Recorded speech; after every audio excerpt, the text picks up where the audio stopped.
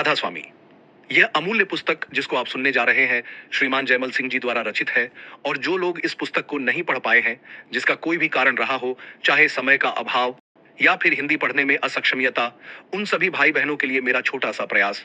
इसी प्रकार की आध्यात्मिकता से जुड़ी अन्य पुस्तकों को सुनने के लिए चैनल को सब्सक्राइब करें, शेयर करें अपने चाहने वालों के साथ। परम पूज्य परम संत हुजूर कंवर साहिब जी महाराज के पावन चरणों में सादर समर्पित। नाम गह निर्भय भव। जब भी नाम की चर्चा हो तो सर्वप्रथम परम पूज्य परम दयाल सच्चे साई हजूर ताराचंद जी महाराज को कोटि कोटि बंदन करते हैं, दंडवत प्रणाम करते हैं। कारण यह है कि नाम और नामी का भेद उन्होंने ही जन साधारण को समझाया है। संत सतगुरु कोई भी हुए, जिन्होंने संतमत या राधा स्वामी को समझाया, वे सभी एक है। गंगा, जमुना, सरस्वती इत्यादि जितनी भी नदियां हैं, सभी की पवित्र अपनी अपनी जगह पर सही है, परंतु सागर में मिल जाने के बाद सभी का अस्तित्व समाप्त होकर केवल एक सागर नाम रह जाता है। ठीक इसी प्रकार से संत सभी उस घर की धाराएं होते हैं और अलग अलग शरीरों द्वारा एक ही शिक्षा देते हैं। जब से सृष्टि का स्वरूप बना है, तभी से रचनाकार की बातें होती रही हैं। ऋषियों, मुनियों, यहाँ तक कि देवताओं ने भी उसे जानने के प्रयास किए, लेकिन जान नहीं पाए। अपने विद्या भाष्य के कारण ब्रह्मा जी को भी अपमान सहन करना पड़ा कि पिता के दर्शनों की झूठी बात कहकर अपनी पूजा बंद कर ली, साथ ही गायत्री को भी लपेट लिया। इसलिए उस मालिक को जानना सभी के लिए आवश्यक है। ऋषियों मुनियों ने जैसा देखा, वैसा ही शास्त्रों में वर्णन कर दिया। वेदों और पुराणों में प्रमाण विद्यमान है, खोज कर देखें। उस ज्ञान को या विद्या को ब्रह्म का नाम दिया है। ब्रह्म विद्या या ब्रह्म ज्ञान वर्णन करके नहीं बताया जा सकता, उसे अनुभव ही किया जा सकता है। केनोपनिषद का उदाहरण यद्वावाचान अभ्युदितम येन वागभ्युद्यते तदेव ब्रह्मत्वम विद्धि नेदम यदिदम उपासते प्रांतस्वर खचार। केवल उपासना की प्रधान है। उपासना कैसे की जाए उसका भी वर्णन मिलेगा, लेकिन जटिलताएं बहुत हैं जिनको समझने में ही पूरा जीवन व्यतीत हो जाएगा, लेकिन जान नहीं पाएंगे। विद्या तो अलग ही रह जाएगी। ब्रह्म विद्या बहुत कीमती है, इसके लिए नचिकेता ने 3 लोकों के राज्य भोग भी त्याग दिए थे। आदिकाल से ब्रह्म को पाने का प्रयास किए जा रहे हैं। वेदों ने कह दिया नेति नेति नभसीति नभसीति। मुनि सुखदेव जी गर्भ से ही ब्रह्मज्ञानी थे। उन्होंने श्रीमद् भागवत महापुराण में उस ब्रह्म को पाने का वर्णन दूसरे स्कंद के दूसरे अध्याय में इस तरह वर्णन किया है। अभ्यासी लोग जब इस संसार को त्यागना चाहते हैं, वे अपने प्राणों को गुदा चक्कर से एड़ी द्वारा बंद करके भिन्न भिन्न लोकों से होते हुए सतलोक में पहुंचते हैं। वहां से स्वर्ग और बैकुंठ अथवा प्रलय महाप्रलय के अलग अलग मार्ग हैं। श्लोक संख्या 19 से श्लोक संख्या 31 तक। इस सही ज्ञान को भुला दिया या जानने वाले नहीं रहे। कलयुग में भक्ति मार्गी संतों ने बहुत सरल व सटीक संकेत दिए, जिन्हें समय समय पर हमारे सदगुरु पूज्य ताराचंद जी महाराज द्वारा सत्संगों में बताया गया है। ध्यान पूर्वक पिछले सभी सत्संगों का अध्ययन करके जाना जा सकता है। स्वामी जी महाराज ने भी बहुत ही सुंदर और सरल ढंग से सच्चाई का वर्णन कर दिया। क्रियात्मकता, व्यवहारिकता, प्रैक्टिकल पर जोर दिया है। यह करनी का भेद है, नहीं बुद्धि विचार। बुद्धि छोड़ करनी करे, तब पावे तत्सार। कबीर धारा अगम की सतगुरु दई बताए, ताही उलट सुमिरन कर स्वामी संग मिलाए। उस ऊपर से चली आ रही पारंपरिक धारा को उलटकर राधा बनाकर जपना और स्वामी से मिलाना है। कोई पक्षपात नहीं, कोई भेदभाव नहीं। अमला उते हुए नमेड़े पड़ी रहेगी जाता, जीवन भर करते रहना है। श्वास श्वास सुमिरन करो, खाली श्वास न जाए। करो और देखो, जबान बंद हो जाएगी, दुनिया फीकी लगने लगेगी। करनी करने का ज्वलंत उदाहरण पूज्य सतगुरु हजूर ताराचंद जी महाराज हैं। उन्हें पढ़ो, वे सत्संगों में विराजमान हैं। हुजूर कंवर साहब जी महाराज कहते हैं, सतगुरु ताराचंद जी रहे समझाई। जहाज किनारे हमने लाई, कवर करे क्यों अवेरा।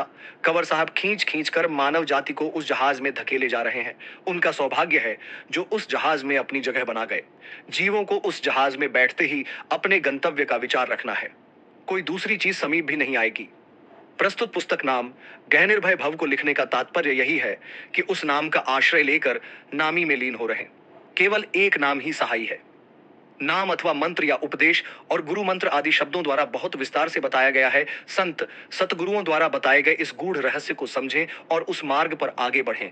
इसलिए जयमल सिंह जी ने सत्संग मंथन द्वारा संत सतगुरुओं के सत्संगों का मंथन करके अथक प्रयास द्वारा इस कृति को हमारी सहायतार्थ तैयार किया है।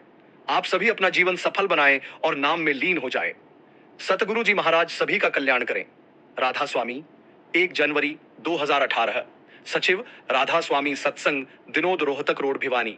राधा स्वामी, नाम कहो या शब्द कहो, वह अपने आप में एक हस्ती है, वह स्वाधार है, वह सब रचना का आधार है, वही आदि है, असीमित है, इसलिए वह सर्वशक्तिमान है।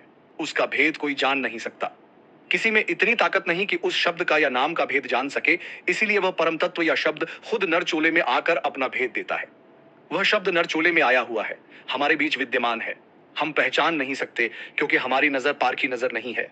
सांसारिक चाह रखने वाले कहां उस शब्द स्वरूपी सतगुरु की पहचान कर सकते हैं। भारतवर्ष की धरती कभी संत सतगुरु से खाली नहीं रही है।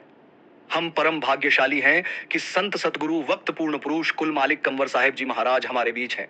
हुजूर महाराज ने अपना जीवन हम जीवों के उद्धार के लिए कुर्बान कर रखा है। हुजूर महाराज जी ने रूहानियत की उन्नति के लिए जो वचन सत्संग के जरिए हमें दिए हैं, उनमें से कुछ एक अनमोल वचन यहां प्रस्तुत करने की कोशिश की गई है। जहां जहां गुरु या सदगुरु शब्द लिखा गया है, वो हुजूर महाराज कंवर साहिब को संबोधन है। अगर लिखने में कोई चूक रह गई तो इसमें मेरा कोई कसूर नहीं है, मेरी अज्ञानता है। मुझे अज्ञानी समझकर माफ कर देना। नाम है क्या, वह है कहां।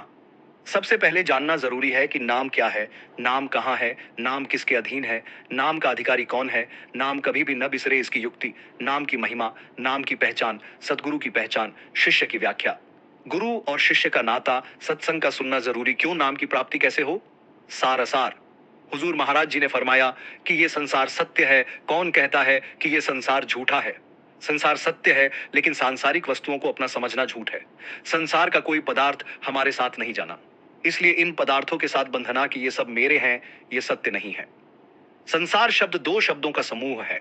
समसार यानी सार के समान। सार के समान इसका मतलब कि ये सार नहीं है। इससे जाहिर है कि कोई सार तत्व है जो यहां नहीं है। वो सार हमें मिलेगा तो इस संसार में रहते हुए मिलेगा। इसलिए ये संसार झूठा नहीं है। सत्य व झूठ की पहचान करके सारगर्भित बनना है। यहां अनेकवाद है। उन अनेकवादों में एक वाद भी है जिसके जरिए हमें सत्यता की खोज करनी है। हमें झूठे संसार से मतलब नहीं है, इसमें जो सत्य है उससे मतलब रखना है। अगर हम किसी उद्देश्य से एक लक्ष्य लेकर समय बाधित किसी सांसारिक प्रोग्राम में जा रहे हैं तो रास्ते में बहुत से लोग मिलते हैं, तरह तरह की दुकानें आदि भी होती हैं, लेकिन हमारा ध्यान उनकी तरफ नहीं जाता। उनको नजरअंदाज करते हुए अपने गंतव्य की तरफ अग्रसर रहते हैं और तय सीमा में हम अपने प्रोग्राम में पहुंच जाते हैं। ठीक इसी प्रकार हम साधन अभ्यास में एक लक्ष्य लेकर बैठेंगे तो विचारों की बाधा नहीं आएगी। हम किसी दूसरे विचार की तरफ ध्यान ही नहीं देंगे क्योंकि हमारा ध्यान अपने लक्ष्य की तरफ होगा। यानी ध्याता, ध्यान और ध्येय एक सूत्र में होंगे। नाम है कहां, नाम वास्तव में यहां नहीं है। नाम इस संसार में नहीं है। संसार में जो हम अपनी खुली आंखों से देख रहे हैं, एक संसार ये है और दूसरा संसार हम अपने विचारों से कायम करते हैं जो सूक्ष्म संसार है। जब नाम इस संसार में नहीं है तो वह आखिर है कहां। संसार को तो हमने अपना समझ रखा है, इसको सत्य मान रखा है। जो विचार आते हैं उनको भी हमने सत्य मान रखा है, जबकि ना ये स्थूल संसार और ना ही ये सूक्ष्म संसार सत्य है। जब तक इस बात की निश्चयात्मकता नहीं बनेगी कि ये संसार नहीं है, हमें नाम की अनुभूति नहीं हो सकती, क्योंकि नाम विचारों से परे है। संसार को यानी कि संसार में दीर्घ रहे पदार्थों को जब तक हम अपना मानते रहेंगे तब तक हम नाम से नहीं जुड़ सकते। जब नाम लिया जाता है उस वक्त नाम लेने की इच्छा क्या है, किस इच्छा या भावना या मकसद से नाम लिया, वही इच्छा, भाव व कामना फले फूलेगी। आमतौर पर हमारा ध्येय हमें खुद ही नहीं पता होता और देखा देखी अंधी दौड़ में शामिल होकर नाम ले लेते हैं। नाम को जानने की हमने कभी कोशिश ही नहीं की और नाम ले लिया। इस नाम लेने से हमें क्या मिला, क्या हम तर गए। वास्तव में नाम लेने के ज्यादातर तो अधिकारी ही नहीं होते, क्योंकि नाम लेने वालों में किसी न किसी प्रकार से उन्हें सांसारिक अभाव है, दुखी हैं। कोई तन से, कोई मन से, कोई धन से, कोई औलाद से, कोई मुकदमेबाजी से, कोई किसी से, कोई किसी से। नाम लेने से पहले पूर्ण पुरुष का सत्संग सुनकर दर्शन करके उनके वचनों पर गौर करें और उन वचनों को अपने ऊपर लागू करें। जब सार समझ में आने लगे, सत्संग की तरफ रुचि बढ़े, तब नाम लें तो नाम लेने वाले को बहुत अधिक फायदा होगा। क्योंकि सार को समझा नहीं, किसी के कहने से भेड़ चाल में आकर नाम ले लिया तो एक मोटे बंधन में और बंध गए। बंधन तो पहले से ही बहुत अधिक थे, एक बंधन और बांध लिया। वास्तव में नाम बंधन मुक्त करने वाला है, फंसाव नाम नहीं है। असल में इंसान पूर्णतया से इस नाम से अज्ञानी है। दूसरे शब्दों में मनुष्य ज्ञान से भरा पड़ा है। जिससे भी चर्चा करें वह हमें ज्ञान देना शुरू कर देता है, यानी कोई भी ज्ञान लेना चाहता ही नहीं, ज्ञान देना चाहता है। बात बड़ी सूक्ष्म है, समझनी इतनी आसान नहीं है। जब तक मानव अध्यात्म ज्ञान लेने के लिए अज्ञानी नहीं बनेगा तब तक नाम रूपी ज्ञान हासिल नहीं कर सकता। नाम का मतलब है निज घर यानी निर्वाण पद हासिल करना। इसे चाहे आखिरी अवस्था कहो, चाहे आखिरी मंजिल कहो या धुरधाम कहो, पूर्ण पुरुष से जुड़ना कहो या पूर्ण रूपेण निर्बध होकर रहना, यही नाम की प्राप्ति है और यही सार है। अगर मानव उस परम शक्ति को जानना चाहता है तो अपने निज अनुभव के आधार पर अपने गुरु की देखरेख में बताए गए रास्ते पर चलते हुए यह महसूस कर सकता है कि वह किसी अदृश्य शक्ति से जुड़ रहा है। उस परम तत्व को अपने बलबूते पर चाहे युगों युगों तक जन्म लेता रहे नहीं पा सकता, क्योंकि नाम रहे सतगुरु अधीना। यानी कि बगैर हाजिर किसी देहधारी गुरु की कृपा के उस अदृश्य शक्ति की प्राप्ति नहीं हो सकती। इसलिए देहधारी वक्त पूर्ण गुरु का विशेष महत्व है। बिन गुरु वक्त भक्ति न पावे, बिना भक्ति सतलोक न जावे। उस अदृश्य शक्ति का कोई रंग, रूप, रेखा या आकार नहीं है। वह असीमित है, अपार है, अकह है, अशब्द है। वो किसी दायरे में नहीं आ सकता। उसकी कोई हद नहीं है, इसलिए उसको बेहद असीमित, सर्वाधार, सर्वव्यापक, पूर्ण पुरुष आदि कहा है, जिसको केवल सुरत शब्द के अभ्यास द्वारा ही पाया जा सकता है। आवागमन। यदि हम आवागमन से बचना चाहते हैं तो हमें हर प्रकार के बंधन से अलग होना अनिवार्य है। यानी कि हर प्रकार की सांसारिक वासना रहित होना जरूरी है, अन्यथा यह आवागमन समाप्त ना होगा। जब तक हमारा अस्तित्व कामय है, हम किसी न किसी प्रकार का काम करने के लिए मजबूर हैं, क्योंकि जहां हम रह रहे हैं वह कर्मभूमि है। इसलिए हम किसी न किसी प्रकार का संबंध स्थित रखने के लिए स्वाभाविक रूप से विवश हैं। शरीर कई प्रकार की वस्तुओं से जुड़ा हुआ है, मन विचारों से जुड़ा हुआ है, हमारी आत्मा प्रकाश व शब्द से जुड़ी हुई है और सूरत शांति की तरफ जाने को विवश है। असली खेल क्या है, बस ये समझना जरूरी है। असली खेल है राधा स्वामी नाम, निज नाम, सतनाम, जो कि धुनात्मक है और हर इंसान के अंतर में है। हमें उससे जुड़ना है। जाप मरे, अजपा मरे, अनहद भी मर जाए, सूरत समानी शब्द में ताही काल नहीं खाए। यानी कि हमारी सूरत उस आदि नाम या शब्द से बिछुड़कर शरीर में आई हुई है। यह वापस आदि घर में जाने के लिए मजबूर है। जिस भाव, विचार और संकल्प से नाम दिया जाता है, वह उसी भाव, विचार व संकल्प से लेने वाले में फैलेगा। इसलिए राधा स्वामी वाणी में कहा है, गुरु तो पूरा ढूंढ रे, तेरे भले की कहूं। अगर गुरु पूरा नहीं तो छुटने का भी कोई उपाय नहीं। इसलिए पूर्ण गुरु को तलाश करने पर जोर दिया गया है, ताकि मानव भटके ना। जो गुरु पूरा नहीं और खुद अज्ञान व अंधेरे में है, वह दूसरे को क्या ज्ञान दे सकता है और कैसे अंधेरा दूर कर सकता है? जो गुरु खुद भ्रमित है, दूसरों को भ्रम रहित कैसे कर सकता है? इसलिए कहा है, बंधे को बंधा मिला, छूटन कौन उपाय, कर संगत निर्बंध की, पल में ले छुड़ाए। आवागमन के चक्कर से केवल शब्द रत्त गुरु ही निकाल सकता है। शब्द शब्द सब कहें, शब्द न चिन्हे कोय। जो चिन्हे शब्द को तो आवागमन काहे को होए। शब्द शब्द सब कहें, वो तो शब्द विदेह। जिह्वा पर आवे, नहीं निरख परख कर ले। यह जो नाम है मनुष्य के अपने ही स्वरूप का नाम है, कहीं बाहर से नहीं आता। बाह्य गुरु का तो केवल संस्कार काम करता है, लेकिन बगैर बाह्य गुरु के नाम की बुद्धि प्राप्ति नहीं हो सकती। इसलिए कहा है, गुरु जो कहें सो हित कर मान, गुरु जो कहें सो चित कर ध्यान। गुरु के बिना इस कलयुग में कोई पार नहीं उतर सकता, और यह नाम केवल पूर्ण पुरुष के अधीन ही रखा गया है। इस नाम का ना कोई रंग है, ना रूप है, ना रेखा, ना आकार है, लेकिन जो है इसका केवल आभास किया जा सकता है, और वो भी पूर्ण गुरु की रहनुमाई में। जो पूरा गुरु होता है वह मानव को भ्रम रहित करता है, असलियत का भेद देता है। चमत्कार का रहस्य।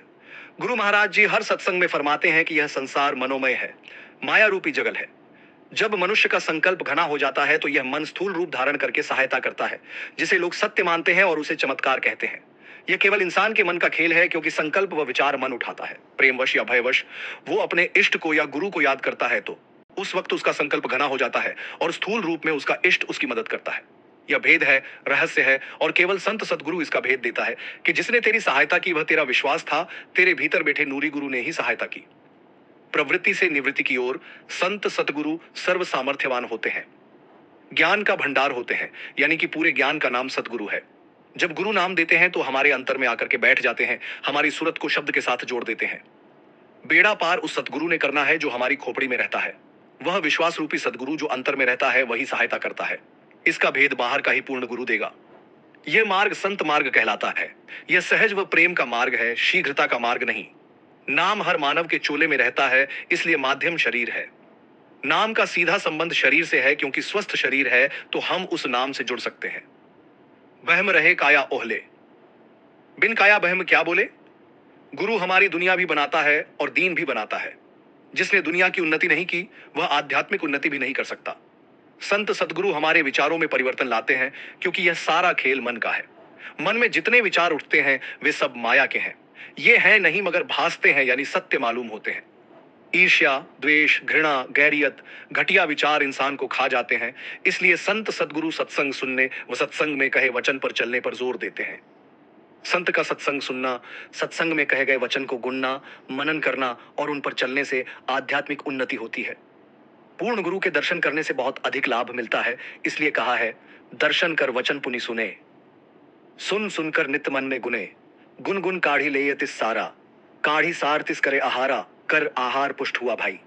भय भौ लाज सब गई नसाई, सत्संग से विवेक जागता है और रहस्य से पर्दा उठता है, भ्रम दूर होते हैं, कर्म करने का तरीका हासिल होता है। हमारा कल्याण हमारी करनी अथवा क्रियात्मक साधन की शक्ति से होना है। अगर हमारी रहनी नहीं बन पाती तो किया कराया तमाम साधन हमारा बेकार हो जाता है। इसलिए कथनी को करनी में बदलना और करनी को रहनी में बदलना जरूरी है। हमारे शरीर के अंदर सब कुछ है, केवल मन को निर्मल शुद्ध और पवित्र बनाना है, और इसके लिए केवल साधन और अभ्यास है। मनुष्य अपने अज्ञानवश दुखी है। उसको यह नहीं पता कि वह है कौन और असलियत क्या है। अगर उसको सार भेद का ज्ञान हो जाए तो सारे ही झगड़े समाप्त हो जाएं। तमाम दुख व कष्ट जो मनुष्य युगों युगों से झेलता चला आ रहा है, ये तमाम के तमाम खुद के पैदा करदा हैं। दुख और सुख का जाल अपने कर्मों द्वारा खुद ही बुन रहा है और खुद ही उसमें उलझता चला आ रहा है। पूर्ण गुरु की रहनुमाई में जाकर अगर वो ज्ञान हासिल कर ले तो फिर किसी भी प्रकार से वो दुख व कष्ट के झमेले में ना पड़कर इस आवागमन के चक्कर से अपने आप को हटाकर सदा सदा के लिए जहां से वह आया है वहीं जाकर मिल जाएगा। शब्द ही हमारा गुरु है और सारी सृष्टि की रचना भी शब्द द्वारा रची हुई है। गुरु नानक साहब की वाणी है, शब्द ही धरती शब्द ही आकाश, शब्द ही शब्द भयो प्रकाश, सगली सृष्टि शब्द के पाछे, नानक शब्द घटे घट प्रकाश। इसलिए हम भी उस शब्द से जुड़े हुए हैं। गुरु का असली रूप शब्द है और सूरत शिष्य है। राधा स्वामी जी की वाणी है, शब्द गुरु सूरत चेला। इस तरह से जीव का असली स्वरूप सूरत है और गुरु का असली स्वरूप शब्द है। दोनों अवस्थाओं में शरीर माध्यम है, इसलिए इस शरीर की महत्ता है। शरीर का स्वस्थ होना अति आवश्यक है। इसीलिए संतों ने मानव को ब्रह्मचर्य की पालना यानी संयम में रहना एवं सदाचारी बनकर रहने पर जोर दिया है, ताकि शरीर स्वस्थ रहे और सूरत शब्द का अभ्यास सहज में बनता रहे। इस कलयुग में संतों ने मनुष्य के सभी कर्मकांड छुड़वाकर सूरत शब्द का योग बताया है कि मालिक की प्राप्ति करने का इस युग में और कोई दूसरा तरीका नहीं है। कली केवल नाम आधारा, श्रुति स्मृति संतमत सारा। संतों ने हेला दिया है कि नाम के चिन्ह बगैर नाम के मुक्ति नहीं है, नाम के बगैर जीव का कल्याण नहीं हो सकता। शब्दरता व वीतराग गुरु की शरण में जाए बगैर नाम नहीं, और नाम के बगैर मानव चोला व्यर्थ है। इसलिए पूरे गुरु की जरूरत है। पूरे गुरु से नाम का भेद लेकर उनके बताए गए मार्ग पर चलना है, तब कहीं निवृत्ति की तरफ एक सत्संगी चल सकता है। नाम लिया जिन सब लिया नाम सबका सार, जो चिन्हे नाम को व्यापे नहीं संसार। नाम को समझना इतना आसान नहीं है। नाम सूक्ष्म से सूक्ष्म है। हमें भी सूक्ष्म को समझने लिए सूक्ष्म होना पड़ेगा। जब तक हमें यह नहीं पता कि हम सूक्ष्म कैसे बने, वे तो नाम को कैसे समझ सकते हैं। जब तक बुद्धि के दायरे में है तब तक हम सूक्ष्म नहीं बन सकते। राधा स्वामी जी की वाणी है, बुद्धि तज करनी करे तब पावे कुछ सार। ज्ञान व समझ गुरु महाराज के सत्संग सुनने से और निज अनुभव करने से आएगी, अन्यथा नहीं। सतगुरु जीव के कल्याण का मार्ग प्रशस्त करता है। पहले जीव को प्रवृत्ति मार्ग पर चलाता है, यानी उसका यह लोक सुधारता है। जब तक मानव का यह लोक खंडित है, बिगड़ा हुआ है, उसका आलोक नहीं बन पाता। जाको दर्शनित है वाको उत, जाको इत नहीं वाको इतना उत। इसलिए गुरु महाराज जीव को जीने का तरीका समझाते हैं। इस लोक में कर्म की प्रधानता है। जैसे कर्म करता है उसका फल भी वैसा ही भोगना पड़ता है। गुरु कर्म रहस्य का ज्ञान देते हैं, इसलिए मनमत्ता छुड़वाकर गुरुमता की तरफ लाते हैं। सतगुरु दयाल का मता सतनामक का है, बाकी संसार में सारे मते काल के हैं। गुरुमत सकारात्मक सोच पर बल देता है, ताकि जीव सुंदर बढ़ते हुए अच्छे विचार धारण करके अपना जीवन सुखमय बना लें। जब जीव का यह जीवन सुंदर बन जाता है तब गुरु जीव को निवृत्ति मार्ग पर ले जाते हैं। मन में उठने वाली तमाम तरंगों पर काबू पाने का तरीका समझा देते हैं। नाम निवृत्ति मार्ग पर चलने वालों के लिए है। निवृत्ति मार्ग पर चलना खांडे की धार पर चलना है, यानी पूरी उम्र गुरुमते पर चलना निवृत्ति मार्ग पर चलना है। इसलिए कहा है कि सती का जूझना पल दो पल का, सूरवीर का जूझना दिन दो दिन, संत का जूझना उम्र भर। मन का स्वभाव, मनुष्य का जीवन पूर्णतया से उसके स्वभाव के अनुरूप बनता वह बिगड़ता रहता है। मन और स्वभाव का जबरदस्त तालमेल है, लेकिन कई बार मन व स्वभाव का आपस में मेल नहीं खाता, क्योंकि मन जल्दी जल्दी बदलता रहता है, जबकि स्वभाव जल्दी से नहीं बदलता। स्थिति भी सदा एक जैसी नहीं रहती, बदलती रहती है, क्योंकि इस काल के देश में हर शय यानी हर वस्तु चलायमान है, एक जगह ठहरती नहीं है। मनुष्य का जीवन छोटा है। इस समय पूरा संसार भौतिकवाद की तरफ अंधी दौड़ दौड़ रहा है। केवल और केवल कनक कामनी का बोलबाला है। इंसान इन्हीं के पीछे लगा हुआ है और पूरा जीवन माया को इकट्ठा करने में गुजार देता है। माया रहित जीवन जीना मनुष्य के स्वभाव में नहीं है। इंद्रिय भोग के अलावा इंसान को कुछ सूझता भी नहीं है। ऐसा इंसान नाम का अधिकारी नहीं है। कबीर साहिब फरमाते हैं कि मेरी नजर में एक मोती आया है, कोई कहे हल्का कोई कहे भारा है। यानी संत मार्ग पर चलते हुए उस परम तत्व को किसी ने बड़ी कठिनाई से हासिल किया तो किसी ने सहज में, किसी के लिए हल्का तो किसी के लिए भारा। संत मार्ग सहज है नहीं असहज है, बड़ा सुगम है नहीं बड़ा ही दुर्गम है, बड़ा आसान है नहीं बड़ा ही कठिन है, बड़ा ही सरल है नहीं अत्यंत उलझन भरा है, बड़ा ही समतल वही से तई सीधा है नहीं बहुत ही उबड़ खाबड़ है वह टेढ़ा मेढ़ा है, बड़ा सुहेला है नहीं बड़ा ही दुहेला है। असल में संत मार्ग नितांत मुश्किल है। कहने में संत मार्ग जितना आसान लगता है उतना आसान नहीं है। शब्द स्वरूपी कोई बिरला ही है। हाँ, वाचक ज्ञानी बहुत है, इसलिए कहा है कोटिन में कोई एक नारायण चित्त, लाखों में कोई नहीं, कोटिन में कोई एक संतजन, कोई कोई वाचक ज्ञानी अनेक। अगर देखा जाए तो संत मार्ग बहुत ही सुगम, सरल, सीधा और सहज है। किसी भी प्रकार की कोई बाधा व अड़चन नहीं है, क्योंकि मानव को केवल अपने विचार बदलने हैं और सच्चाई को अपनाना है। जितना लिखने में कहने में आता है उतना आसान नहीं है। संत मार्ग महादुर्गम मार्ग है। संतों ने इसे विषमी घाटी कहा है, राह रपटीली बताया है, खांडे की धार पर चलना बताया है, छोटे से छोटा होकर चलना बताया है, ऊंची नीची घाटी बताया है। वास्तव में असलियत भी यही है। मालिक की भक्ति करना आसान नहीं है। भगत व जगत का बैर है। भगत तो किसी को दुख नहीं देता, किसी का कुछ नहीं लेता, बल्कि भगत तो समाज के प्रति समर्पित है, समाज को बहुत कुछ देता है। बावजूद इसके भी जगत अपनी करतूतों से बाज नहीं आता और भगत को भक्ति करने नहीं देता। हजार प्रकार के बंधन भगत पर डाले जाते हैं।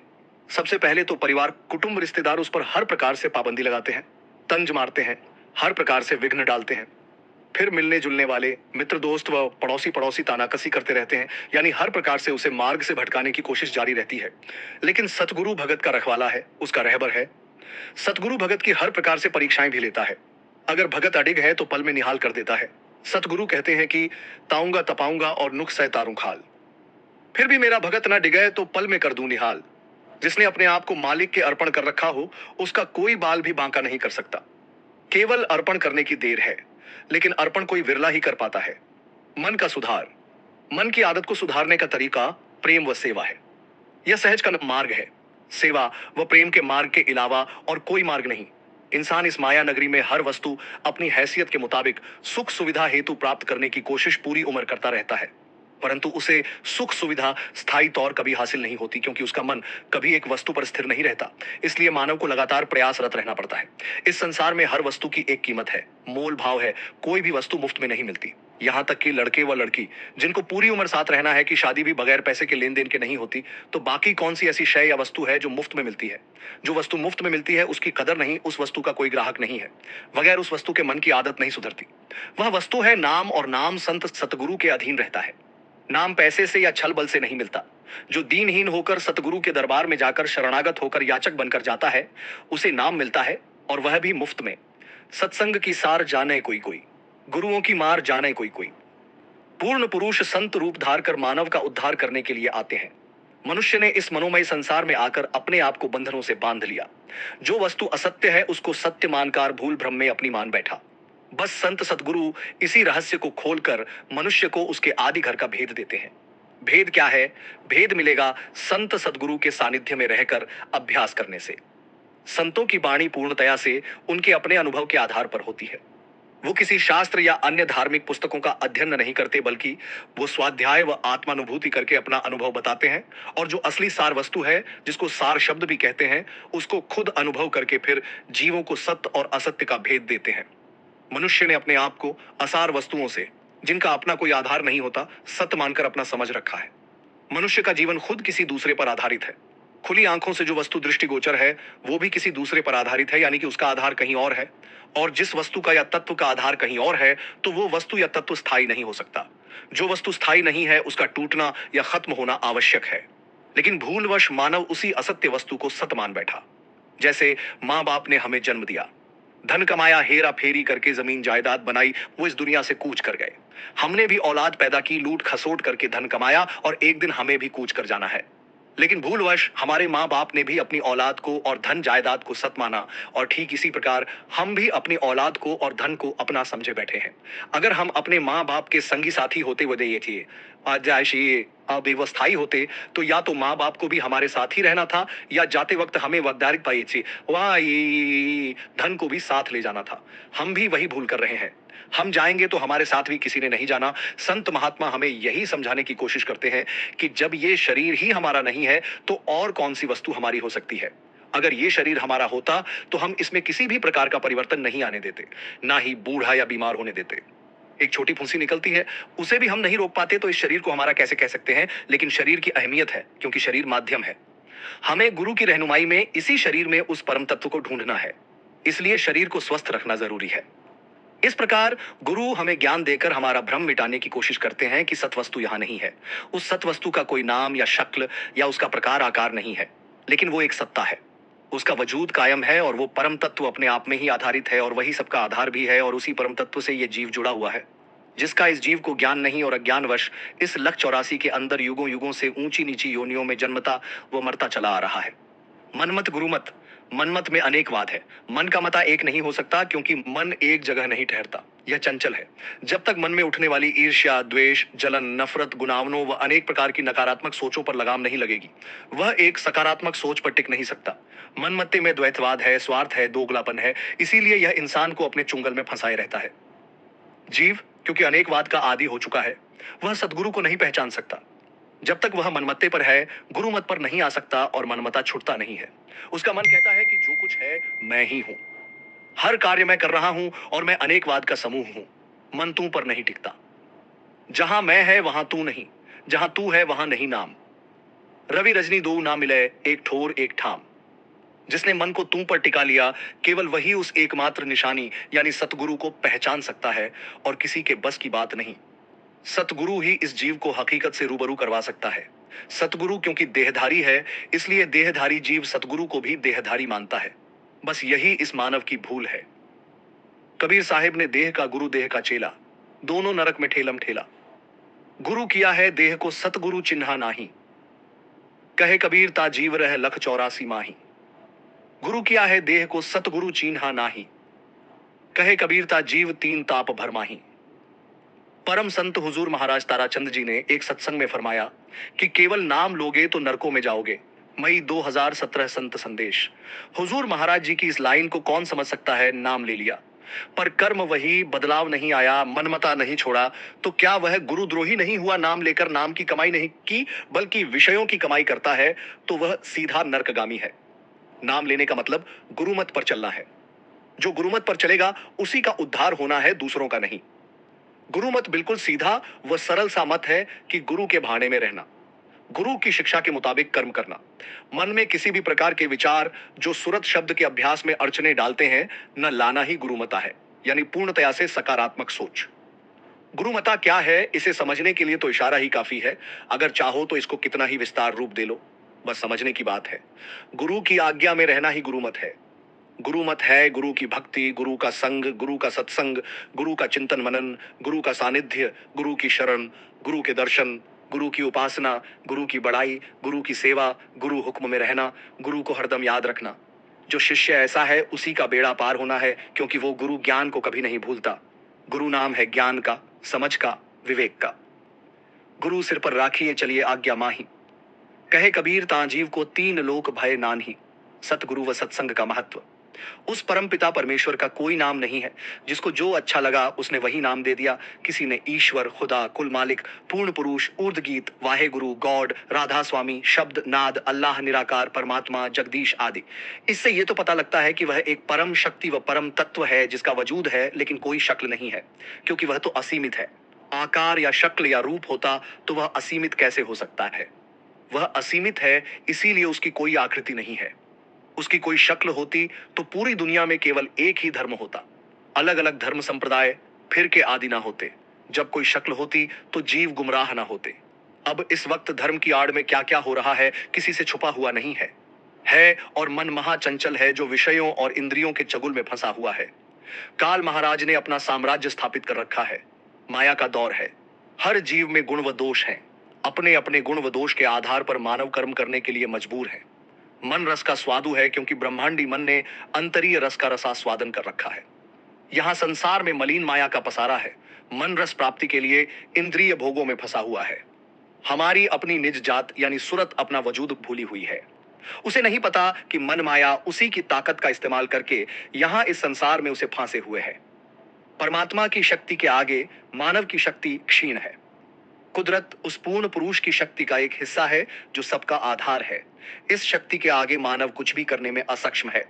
कुदरत भी एक शक्ति है, लेकिन मनुष्य फिर भी कुदरत के साथ छेड़छाड़ करता रहता है, प्रकृति के संतुलन को बिगाड़ रहा है, जिसका परिणाम मानव भुगत भी रहा है, लेकिन बावजूद इसके भी सबक नहीं ले रहा और मनमानी करने पर जुटा हुआ है। अपनी कब्र खुद खोद रहा है, भ्रूण हत्या जैसों जघन्य पाप कर रहा है। एक प्रकार से मनुष्य भ्रूण हत्या करके प्रकृति का संतुलन बिगाड़ने पर तुला हुआ है। मानव को चाहिए कि वह परमात्मा की व्यवस्था में व्यवधान पैदा ना करके उस मालिक की बनाई हुई दुनिया में मौज के अधीन रहे और गुरु ज्ञान लेकर अपना जीवन सुधार ले। गुरु जो सत्य का रास्ता बताता है उस रास्ते पर चले, क्योंकि गुरु मार्ग ही इंसान का कल्याण कर सकता है। इसलिए गुरु की शरण लेकर नाम की दीक्षा ले और उस मालिक का सुमरन करें। सुमरन तो सभी करते हैं, लेकिन नाम का सुमरन कोई नहीं करता।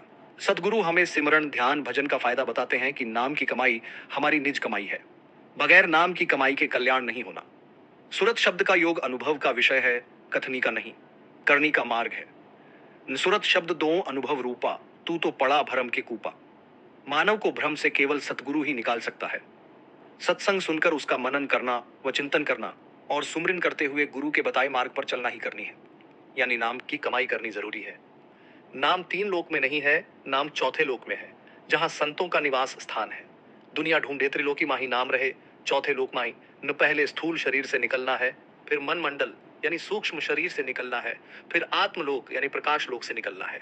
जब हम इन तीनों लोकों से निकल जाएंगे तब हमें हमारा सदगुरु चुंबक की तरह ऊपर की तरफ खींच लेगा। पृथ्वी में गुरुत्वाकर्षण होने की वजह से कोई भी वजनी वस्तु ऊपर की तरफ नहीं जा सकती, बल्कि वापस पृथ्वी तत्व उस वस्तु को अपनी तरफ खींच लेता है। हमारा भी वैसा ही हाल है। वास्तव में सूरत में कोई भार नहीं है। भार है तो वासनाओं में, इच्छाओं में, तृष्णाओं में, तमन्नाओं में, कामनाओं में, भावनाओं में है, जो मन में विषयों के आधार पर उपजती है। जो चीज उपजती है वह विनसती भी है। एक इच्छा खत्म नहीं होती, दूसरी इच्छा पैदा हो जाती है। इसलिए इच्छाओं पर अंकुश लगाना जरूरी है, क्योंकि इच्छाएं ही हैं जिनमें वजन है, सूरत को ऊपर की मंजिलों की तरफ नहीं जाने देती। वासनाओं का प्रभाव नीचे की तरफ रहता है। इस सूरत को शब्द के साथ कैसे जोड़ा जाए, इसका भेद केवल और केवल संत सतगुरु ही दे सकता है। जीव अज्ञानी है और अज्ञानवश रोजाना नए नए कर्म कर रहा है। कर्म शरीर से, मन से व वचन से करता रहता है। कर्म का फल जरूर मिलना है। जीव कर्म अपने लिए व दूसरों के लिए करता है, लेकिन कर्म का फल उसे अकेले को ही भोगना पड़ेगा। उसके कर्म का फल कोई दूसरा नहीं बंटा सकता। शरीर के कर्मों का फल शरीर से भोगना पड़ता है। तकलीफ आने पर त्राही त्राही करता है, लेकिन दूसरा कुछ नहीं कर सकता।